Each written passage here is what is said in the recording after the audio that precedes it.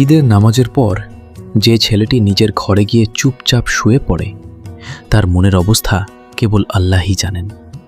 চারদিকে শুধু আনন্দ আর খুশি, নতুন পোশাক, আতরের মিষ্টি সুবাস, মানুষের মুখে হাসি, একে অপরকে জড়িয়ে ধরা আর ঈদ মুবারকের শব্দ। সব কিছুই কত সুন্দর লাগে। কিন্তু এই ভিড়ের মাঝে এমন একটি ছেলেও থাকে যে নামাজ পড়ে নীরবে বাড়ি ফিরে আসে। সেও হাসার চেষ্টা করে, মানুষের সাথে কোলাকুলিও করে, কিন্তু তার এই হাসির পেছনে এক গভীর নীরবতা লুকিয়ে থাকে।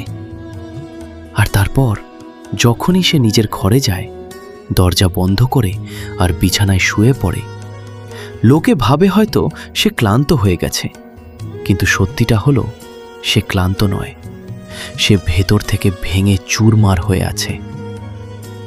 হয়তো কারো স্মৃতি তাকে খুব বেশি কষ্ট দিচ্ছে, হয়তো সে প্রিয় কাউকে হারিয়ে ফেলেছে, অথবা তার মনে এমন কোনো ব্যথা আছে যা সে কাউকে বলতে পারছে না।